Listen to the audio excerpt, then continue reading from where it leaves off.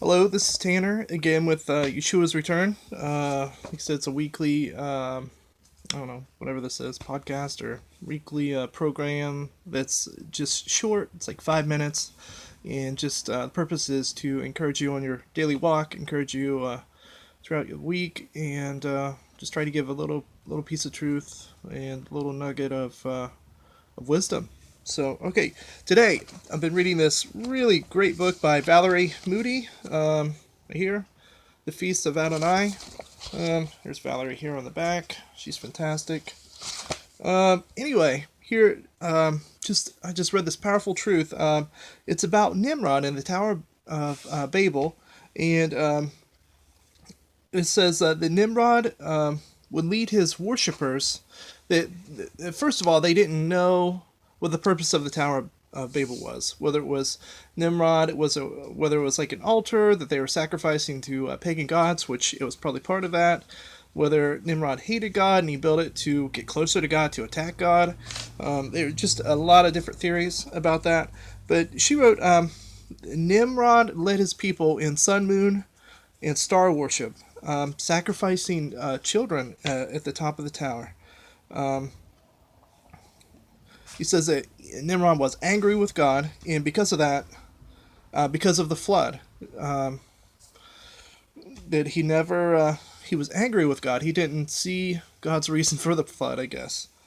So he built the Tower of Babel to reach the heavens to try to attack God.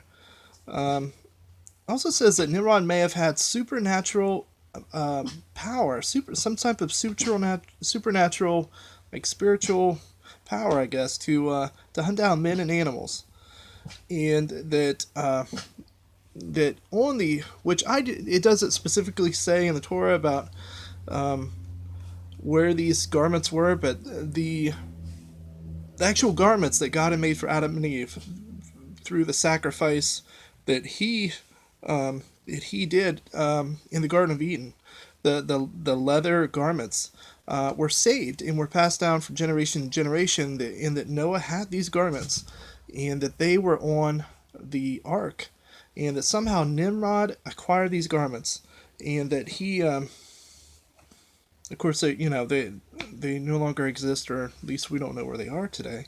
But somehow that he had these and wore these, and that they were part of his spiritual being, I guess. It was just really strange.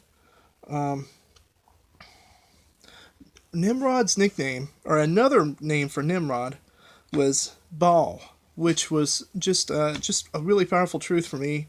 You think of Eliyahu, Elijah, and all the priests of Baal, the different, of course, Jezebel that worshiped Baal, that he was an idol, that he was a god, and Baal came from was the Babylonian name for Lord, and this was actually one of Nimrod's, like, I guess, his title.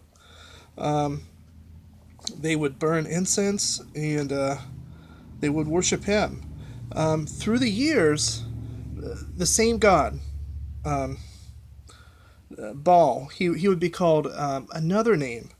Just different societies called him different names. One was Baal, one was Dagon, one was Molech, one was Marduk, one was Merodach, Mithras, Krishna, Zeus, Ra, and Sol. Just different cultures and different societies will call him different names, but it's the same guy. It's the same thing.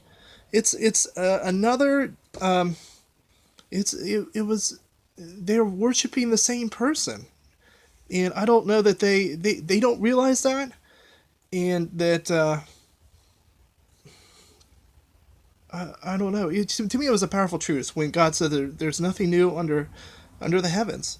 There's nothing new. There's no. People think that this is a new move and this is a new thing, and it's new to you. It's not new to God, and it's not new to the spirits and the angels and the eternal beings. It's not new to them, and it just blew me away that across all these different cultures, all these different people, all these different societies, called him all these different names, but it was the same guy. It really, to me, it was just a profound truth. I would like to pick this up again. Hopefully I get another time to do another like 5 minute segment on this because it really is powerful. Um, that God's word is true and that every man's a liar and that there's nothing new. There's nothing new under the heavens. That God does not, that God hasn't seen, that He doesn't know about, and that you know. So He's cool like that. All right. Shalom and peace out. May you have a good week. Shabbat shalom.